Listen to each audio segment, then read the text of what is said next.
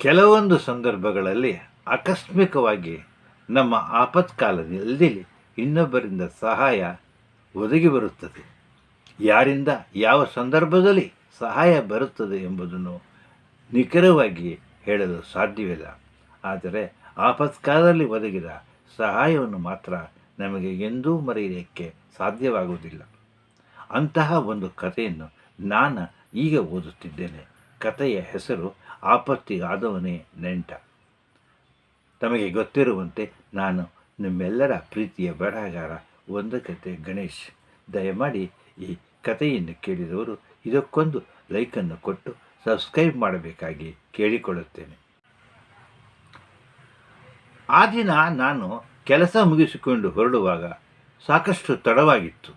ಹಾಗಾಗಿ ನಾನು ನನ್ನ ಕಾರನ್ನು ವೇಗವಾಗಿ ಓಡಿಸುತ್ತಿದ್ದೇನೆ. ಸುಮಾರು 9 ಗಂಟೆಯ ಮೇಲಾಗಿತ್ತು.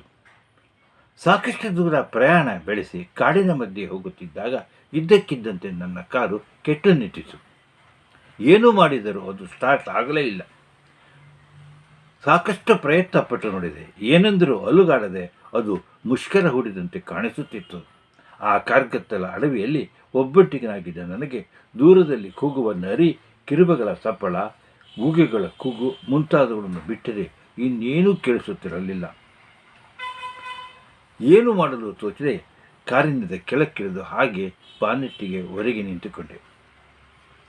ಹೀಗೆ ನಾನು ಕಾಯುತ್ತಾ ನಿಂತಿದ್ದಾಗ ಯಾರೋ ಒಬ್ಬ ವ್ಯಕ್ತಿಯು ನನ್ನ ಪಕ್ಕದಲ್ಲೇ ನಿಂತಿರುವುದು ಕಾಣಿಸಿತು.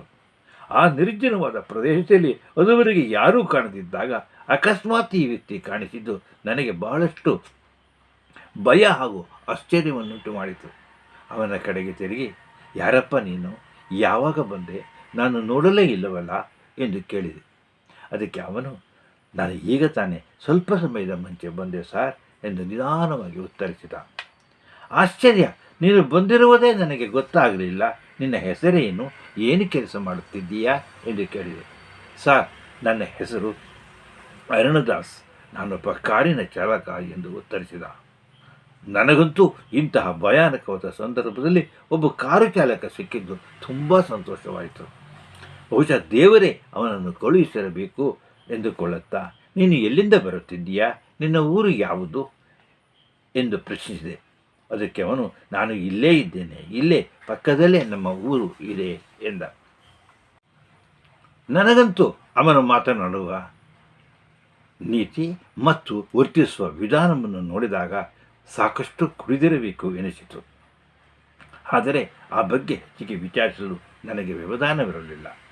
ನಾನು ಅವನ ಕಡೆ ತಿರುಗಿ, ನೋಡು ಅರುಣದಾಸ್, ನನ್ನ ಕಾರು ಕೆಟ್ಟು ಇದ್ದಕ್ಕಿದ್ದಂತೆ ನಿಂತು ಹೋಗಿದೆ. ಏನೇ ಪ್ರಯತ್ನ ಪಟ್ಟರೂ ಅದು ಸ್ಟಾರ್ಟ್ ಆಗುತ್ತಿಲ್ಲ. ನೀನು ಹೇಗೂ ಡ್ರೈವರ್ ಎನ್ನುತ್ತಿದ್ದೀಯಾ? ಅದನ್ನು ನೋಡಿ ಸ್ವಲ್ಪ ರಿಪೇರಿ ಮಾಡಿಕೊಡಲು ಸಾಧ್ಯವೇ ಎಂದು ಕೇಳಿದೆ. ನನ್ನ ಮಾತಿಗೆ ತಕ್ಷಣವೇ ಪ್ರತೀಕ್ಷಿಸಿದ ಅವನು ಕಾರಿನ ಬಾನೆಟ್ ತೆಗೆದು ಪರೀಕ್ಷೆ ಮಾಡತೊಡಗಿದ. ಅಲ್ಲಿರುವ ಬೇರೆ ಬೇರೆ ಭಾಗಗಳನ್ನೆಲ್ಲ ಪರೀಕ್ಷಿಸತೊಡಗಿದ. ಆಗ ಅಲ್ಲಿ ಕಾರು ರಿಪೇರಿ ಮಾಡುತ್ತಿರುವ ಸಪ್ಪಳ ಕೇಳಿಸತೊಡಗಿತು. ಆದರೆ ಆ ದಟ್ಟವಾದ ಕತ್ತಲಲ್ಲಿ ಆತನು ಕೆಲಸ ಮಾಡುತ್ತಿರುವುದು ನೋಡಿ ನನಗೆ ಆಶ್ಚರ್ಯವಾಯಿತು. ನನ್ನ ಆತಂಕವನ್ನು ತಡೆದುಕೊಳ್ಳಲಾಗದೆ, ನೀನು ಕತ್ತಲಿನಲ್ಲಿ ನೋಡುತ್ತಿರುವಿಲ್ಲ, ನಿನಗೆ ಒಳಗೆ ಕಾಣಿಸುತ್ತದೆಯೇ ಎಂದು ಕೇಳಿದೆ. ಚೆನ್ನಾಗಿ ಕಾಣಿಸುತ್ತದೆ ಸರ್, ಏನೂ ತೊಂದರೆ ಇಲ್ಲ ಎಂದು ಅವನು ಉತ್ತರಿಸಿದ. ಇದು ತುಂಬ ಕತ್ತಲಾದ ಪ್ರದೇಶ. ಎಲ್ಲೋ ದೂರದಲ್ಲಿರುವ ಪಟ್ಟಣದ ದೀಪಗಳು ಹಾಗೂ ಒಮ್ಮೊಮ್ಮೆ ಬರುತ್ತಿರುವ ಮಿಂಚಿನ ಬೆಳಕನ್ನು ಬಿಟ್ಟರೆ ಮತ್ತೆ ಇನ್ಯಾವ ರೀತಿಯ ಬೆಳಕು ಅಲ್ಲಿ ಇರಲಿಲ್ಲ. ಆದರೂ ಅವನು ಬಾನೆಟ್ಟವನ ಒಳಗಡೆ ಚೆನ್ನಾಗಿ ಕಾಣುತ್ತಿದೆ ಎನ್ನುವುದನ್ನು ಕೇಳಿ ನನಗೆ ಆಶ್ಚರ್ಯವಾಯಿತು. ನನ್ನ ಯೋಚನೆಗೆ ಅಡ್ಡ ಬಂದ ಅವನು, ಸರ್, ನಿಮ್ಮ ಇಂಜನ್ನಿಗೆ ಸ್ವಲ್ಪ ಸಮಸ್ಯೆ ಆಗಿದೆ. ನಟ್ಟು ಮತ್ತು ಬೋಲ್ಟ್ಗಳು ಹಾಗೂ ಪಿಸ್ಟನ್ಗಳು ಸ್ವಲ್ಪ ಸಡಿಲಗೊಂಡಿವೆ. ಅವುಗಳನ್ನು ಬಿಗಿಗೊಳಿಸಬೇಕು ಎಂದನು. ಅದಕ್ಕೆ ನಾನು, ಇಡೀ ಕಾರನ್ನು ಓರಾಯಿಲ್ ಮಾಡಿಸಿ ಇನ್ನೂ 1 ತಿಂಗಳಾಗಿಲ್ಲ, ಅಷ್ಟು ಬೇಗ ಸಮಸ್ಯೆ ಕೊಡುತ್ತಿದೆಯಲ್ಲ ಎಂದು ಉದ್ಗರಿಸಿದೆ. ಎಷ್ಟಾದರೂ ಅವು ಮೋಟಾರ್ ಇಂಜಿನ್ಗಳು ಸರ್, ಯಾವಾಗ ಯಾವ ಸಮಸ್ಯೆ ಬೇಕಾದರೂ ಉಂಟಾಗಬಹುದು. ಈಗ ಬರುವ ಎಲ್ಲ ವಾಹನಗಳಿಗೂ ಇಂತಹ ಸಮಸ್ಯೆಗಳು ಉಂಟಾಗುತ್ತವೆ. ಕೆಲವೊಮ್ಮೆ ಹೊಸ ಕಾರುಗಳಿಗೆ ಕೂಡ ಇಂತಹ ಸಮಸ್ಯೆಗಳು ಉಂಟಾಗುತ್ತವೆ.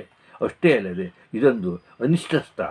ಈ ಹಾದಿಯಲ್ಲಿ ರಾತ್ರಿ ಹೊತ್ತಿನಲ್ಲಿ ಯಾರು ಬಂದರೂ ತೊಂದರೆಯಾಗುತ್ತದೆ ಎಂದನು.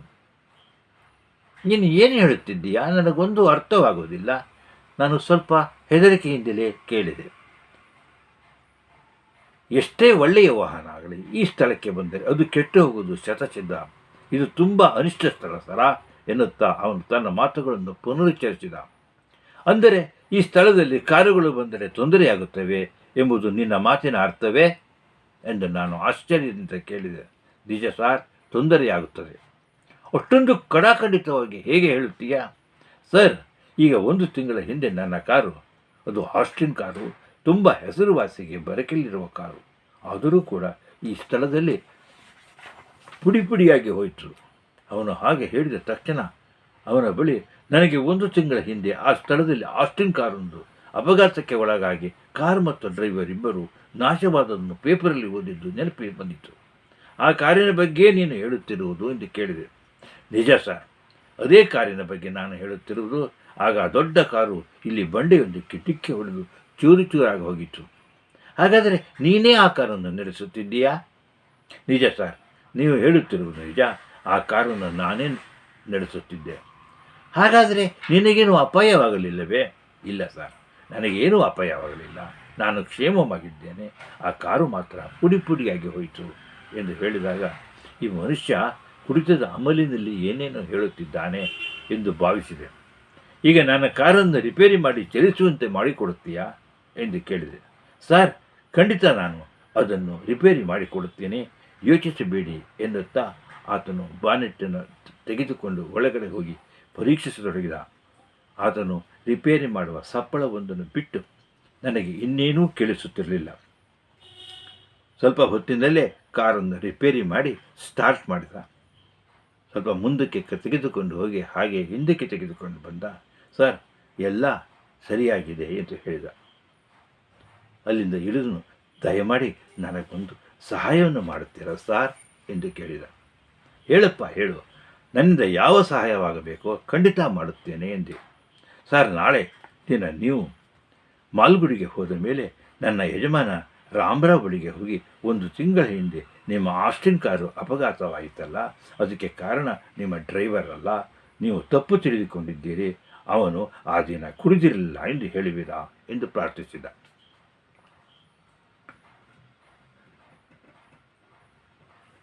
ನಿಜವಾಗಿಯೂ ಈ ಸ್ಥಳ ಅಷ್ಟೊಂದು ಕೆಟ್ಟ ಸ್ಥಳ ಎನ್ನುತ್ತೀಯಾ ಎಂದು ಮತ್ತೆ ಕೇಳಿದೆ. ನಿಜವಾಗಿಯೂ ಸರ್, ಇದು ತುಂಬ ಕೆಟ್ಟ ಸ್ಥಳ.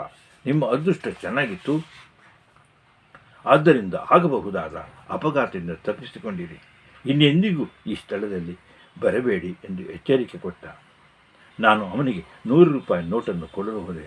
ಆದರೆ ಅವನು ಅದನ್ನು ನಯವಾಗಿ ತಿರಸ್ಕರಿಸುತ್ತಾ, ನನಗೆ ಈಗ ದುಡ್ಡಿನಿಂದ ಯಾವ ಉಪಯೋಗವೂ ಇಲ್ಲ, ಅದನ್ನು ತಾವೇ ಇಟ್ಟುಕೊಳ್ಳಿ. ಅದಕ್ಕಿಂತಲೂ ಹೆಚ್ಚಾಗಿ ನನಗೆ ತಮ್ಮ ಪ್ರೀತಿ ವಿಶ್ವಾಸ ಮುಖ್ಯ.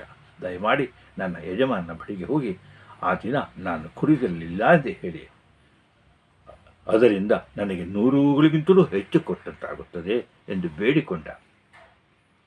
ನೀನು ಎಲ್ಲಿಗೆ ಹೋಗಬೇಕೋ ಅಲ್ಲಿಗೆ ಬಿಟ್ಟು ಹೋಗುತ್ತೇನೆ, ಒಳಕ್ಕೆ ಬಾ, ಕಾರಿನಲ್ಲಿ ಕುಳಿತುಕೋ ಎಂದು ಕರೆದೆ. ಆದರೆ ಅವನು ಅದನ್ನು ಮತ್ತೊಮ್ಮೆ ನಯವಾಗಿ ತಿರಸ್ಕರಿಸಿದ. ನನಗೆ ಈ ಡ್ರೈವರ್ನ ಬುದ್ಧಿವಂತಿಕೆಯ ಹಾಗೂ ಸೌಜನ್ಯತೆಯ ಬಗ್ಗೆ ತುಂಬ ಸಂತೋಷವಾಯಿತು. ಅಂತಹ ಅರ್ಧ ರಾತ್ರಿಯಲ್ಲಿ ನನಗೆ ಬಂದು ಸಹಕಾರ ನೀಡುವುದಲ್ಲದೆ ಯಾವುದೇ ಪ್ರತಿಫಲವನ್ನು ಅಪೇಕ್ಷಿಸಲಿಲ್ಲ. ಅದು ಅವನ ಒಳ್ಳೆಯ ವ್ಯಕ್ತಿತ್ವವನ್ನು ತೋರಿಸುತ್ತದೆ ಎಂದು ನನ್ನಷ್ಟಕ್ಕೆ ನಾನೇ ಹೇಳಿಕೊಂಡೆ. ಮಾಲ್ಗುಡಿಗೆ ಹೋದ ಮೇಲೆ ಮಾರನೇ ದಿನ ನಾನು ತಪ್ಪದೇ ಅವನು ಹೇಳುವ ರಾಮರಾವ್ ಅವರ ಮನೆಯನ್ನು ಹುಡುಕಿಕೊಂಡು ಹೋಗಿ ಅವರ ಮನೆಯ ಬಾಗಿಲಿನ ಕದ ತಟ್ಟಿದೆ. ಅವರು ತುಂಬ ಸೌಜನ್ಯತೆಯ ವ್ಯಕ್ತಿಯಾದುದರಿಂದ ನನ್ನನ್ನು ಕುರಿತು ಉಪಚರಿಸಿದರು. ನಾನು ಹೇಳಿದ ಎಲ್ಲ ವಿಷಯಗಳನ್ನು ಆಲಿಸಿದರು. ನಂತರ, ನೀವು ಯಾವಾಗ ಆ ಡ್ರೈವರನ್ನು ಭೇಟಿಯಾದಿರಿ ಎಂದು ಕೇಳಿದರು. ನಾನು ಅದಕ್ಕೆ ಉತ್ತರಿಸುತ್ತಾ, ನಿನ್ನೆ ರಾತ್ರಿ ಸುಮಾರು 12 ಗಂಟೆ ಇರಬಹುದು. ಅವನು ಕಾಡಿನ ಮಧ್ಯದಲ್ಲೇ ಇದ್ದ, ತುಂಬ ಒಳ್ಳೆಯ ವ್ಯಕ್ತಿ, ಆದರೆ ಏಕೋ ಏನೋ ಸ್ವಲ್ಪ ಕುಡಿದಂತೆ ಕಾಣಿಸುತ್ತಿದ್ದ. ಅವನೇ ನನಗೆ ನಿಮ್ಮ ಮನೆಯ ವಿಳಾಸವನ್ನು ಕೊಟ್ಟು ನಿಮ್ಮ ಜೊತೆಯಲ್ಲಿ 20 ವರ್ಷಗಳ ಕಾಲ ಸತತವಾಗಿ ಕೆಲಸ ಮಾಡಿದ ಅನುಭವವನ್ನು ಹಂಚಿಕೊಂಡ ಎಂದು ನನಗಾದ ಅನುಭವವನ್ನು ತಿಳಿಸಿದೆ. ಆಗ ರಾಮರಾವ್ ಉತ್ತರಿಸುತ್ತಾ, ನೀವು ಹೇಳಿದ ಎಲ್ಲ ಮಾತುಗಳು ನಿಜ, ಆದರೆ ಕಾರಿನ ಅಪಘಾತದ ಜೊತೆಯಲ್ಲಿ ನನ್ನ ಆಸ್ಟಿನ್ ಕಾರು ಹಾಗೂ ಡ್ರೈವರ್ನ ದೇಹ ಪುಡಿಯಾಗಿ ಹೋಗಿತ್ತು. ಆ ಡ್ರೈವರ್ನ ದೇಹಕ್ಕೆ ಎತ್ತಲಿಕ್ಕೆ ಆಗದೆ ನಾವೇ ದೇಹದ ಪುಡಿಯಾದ ಭಾಗಗಳನ್ನು ಸಂಗ್ರಹಿಸಿ ಅದನ್ನು ಒಂದು ಬುಟ್ಟಿಯಲ್ಲಿ ತುಂಬಿಕೊಂಡು ಹೋಗಿ ಮಣ್ಣು ಮಾಡಿದೆವು. ಕಾರಿನ ಯಾವ ಭಾಗವೂ ಉಪಯೋಗಕ್ಕೆ ಬರುತ್ತಿರಲಿಲ್ಲ. ಹಾಗಾಗಿ ಅವುಗಳ ಅವಶೇಷಗಳನ್ನು ಅಲ್ಲಿಯೇ ಬಿಟ್ಟು ಬಂದೆವು. ಅದೊಂದು ಭಯಾನಕವಾದ ಅಪಘಾತವಾಗಿತ್ತು. ಕಾರಣ ಒಳಗಿದ್ದವರು ಯಾರೂ ಬದುಕಲು ಸಾಧ್ಯವೇ ಇರಲಿಲ್ಲ. ಅಂತಹುದರಲ್ಲಿ ಅರುಣದಾಸ ಹೇಗೆ ತಾನೇ ಬದುಕಿ ಉಳಿಯಲು ಸಾಧ್ಯ ಎನ್ನುತ್ತಾ ಅವನ ಸಾವಿಗಾಗಿ ದುಃಖಿಸತೊಡಗಿದರು. ನಾನು ಅವರನ್ನು ಸಾಂತ್ವನಗೊಳಿಸುತ್ತಾ ಅಲ್ಲಿಂದ ಹೊರಟಾಗ, ಸಾರ್, ನೀವು ದಯವಿಟ್ಟು ನನ್ನ ಮಾತನ್ನು ವಿರೋಧಿಸಬೇಡಿ. ಅವನು ಆ ದಿನ ಬಹಳ ಕುಡಿದಿದ್ದ. ಇಲ್ಲದಿದ್ದರೆ ಅಪಘಾತವೂ ಆಗುತ್ತಿರಲಿಲ್ಲ, ಅವನು ಸಾಯುತ್ತಲೂ ಇರಲಿಲ್ಲ ಎಂದು ಹೇಳುವಾಗ ರಾಮರಾಯರ ಕಣ್ಣೀರ ಹನಿಗಳು ತೊಟ್ಟಿಕ್ಕುತ್ತಿದ್ದವು.